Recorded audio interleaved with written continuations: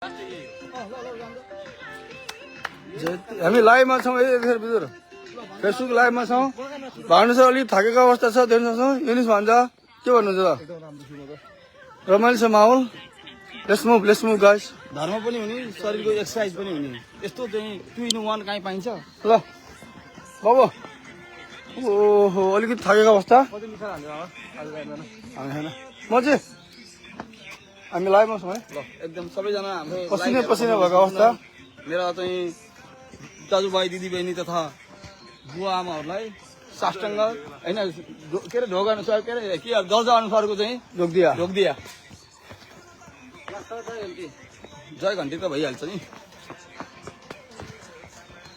भान्सरलाई हामी तानौँ न कसरी हुन्छ बरु ल होइन भान्सर त अब फर हो यहाँबाट उकालो खायौँ भनेको उहाँको एनर्जी आइहाल्छ आज महान पर्व होलीको उपलक्ष्यमा हामी मौला कालीका दर्शन गर्न जाँदैछौँ अलिकति थकान तर एक्साइटमेन्ट धेरै लामो समय भइसकेको छ यसरी नहिँडेको अलिकति गाह्रो भइरहेछ स्याहाँ भइरहेछ तैपनि हाम्रो यात्रा जारी छ होइन म त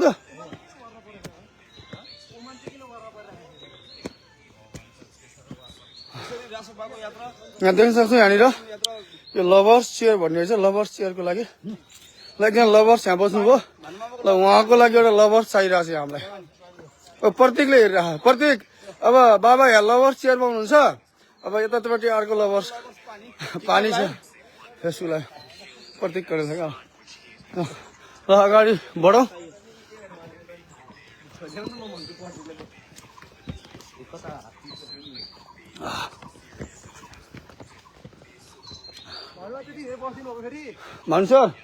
भान्सर लभर्स चेयर देख्नुभयो त्यही भएर होला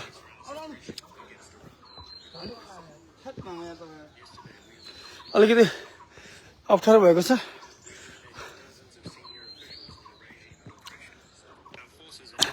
के भन्छ बिजुर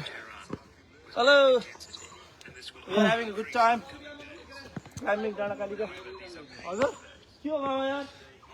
प्रदीप बाबु होप एभ्रिथिङ इज अलराइट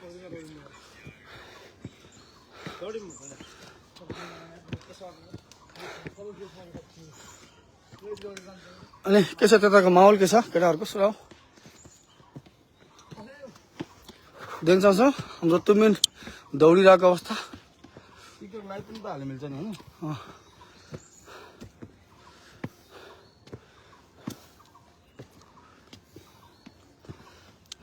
सबैजनालाई धन्यवाद मेरो टिकटक लाइभमा आज हिन्दूहरूको महान पर्व होलीको सङ्गम स्थल नारायणी नदीको किनारबाट उत्तर कति हजार फिट माथि 1700 मिटर अल्टिट्युड भएको डाँडाकालीका मन्दिर प्रतीक कँडेलले नमस्ते दाई भनेछ बाबु तिमीलाई पनि नमस्ते नारायण दाई ओहो अब हामी लगभग मन्दिरको नजिक आइपुग्यौँ धेरै टाढो छैनौँ आई थिङ्क अलमोस्ट हामी हाफ वे आइपुग्यौँ बाटो अब ठिकै छ ठाडो उकालो बाटो सकिसक्यो भाइहरू कस्तो भयो आज ह्याप्पी होली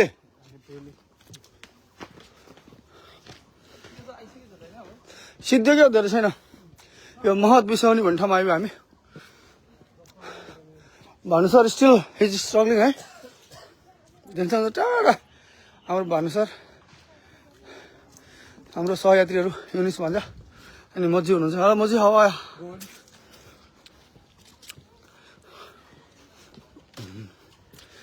हाम्रो भान्जी पनि आउनुभयो नमस्कार मामा भन्नुहोस् हजुरलाई पनि नमस्ते अनि ह्याप्पी होली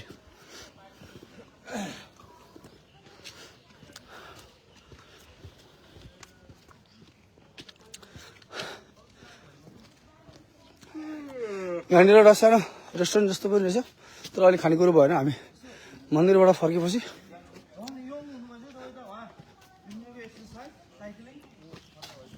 ओहो दाइ नमस्ते आराम हुनुहुन्छ यहाँ एकजना दाइ भेट्नु भयो हामी दाजुभाइ भिनाजुर हुन्छ कि वहीँबाट आउनु होइन ए हामी एडलेटमा तपाईँलाई देखेँ जस्तो लाग्यो मैले बाबाको कटेज के अरे छोरीको बर्थडेमा आउँदाखेरि भेट भएको जस्तो ए लाग्यो हो सानवीको फर्स्ट बर्थडेमा तपाईँ फर्किआइसक्नु भयो है हामी अलिक ढिला आइएछ कि अलिकति अब टाढो छैन नि अब हामी साइक्लिङ गर्ने हेलो भाइ हेलो युनिस भाइ भन्नुभयो दिवा भान्जीले भन्नु हेलो भन्दै भान्जीलाई भान्जी होइन दिवा भान्जी भन्छ सर फेरि भन्नुभयो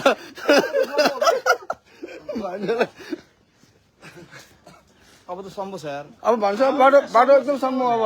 बाटो के आउनु यस्तै हो कि सबै अब 60 वर्ष हुँदा त्यस्तो जय घन्टी ल भन्छ घन्टी बजाउनुहोस् ल जान्छ जान्छ जतासुकै घन्टीको माहौल छ सानो सानो घन्टीदेखि लिएर ठुल्ठुलो घन्टीहरू रनिङ गरौँ अब ल लेट्स हाफ राउन्ड कमन गाइस दिदीजी को र हेलो लाइ मछौँ हामी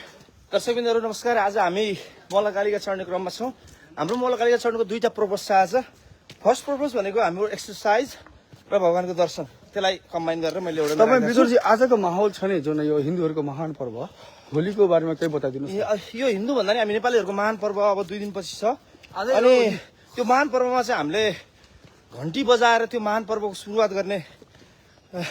कार्यक्रममा छौँ र यो हाम्रो पुरा नेपाल नै घन्टीमय बनेको छ र यसपालि हामीले भोट फर चेन्ज भनेर रासोपालाई मतदान गरेर बालनलाई प्रधानमन्त्री बनाउने के लेख्नु भयो होली नखेल्नु शुभ छैन के को लेख्नु भएको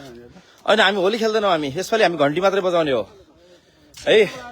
हामी रासोपालाई मतदान गरेर बालनलाई प्रधानमन्त्री बनाउने अबके बार बालन सरकार भन्ने मूल नारा लिएर हामी डाँडाकालिका चढ्दैछौँ र हामीले डाँडाकालिकामा चाहिँ डाँडाकालिका मातालाई चाहिँ रासोपाको उम्मेदवारहरूलाई जिताउनको लागि रासोपाको उम्मेदवारहरूलाई जिताउनलाई हामीले प्रार्थना पनि गर्छौँ र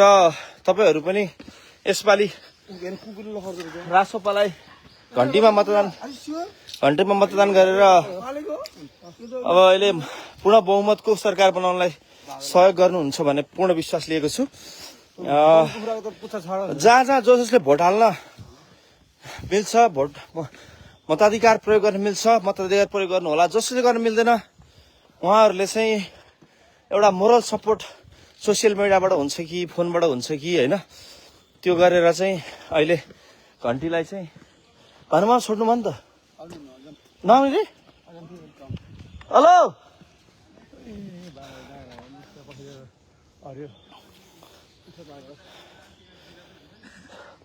हनुमामा हेलो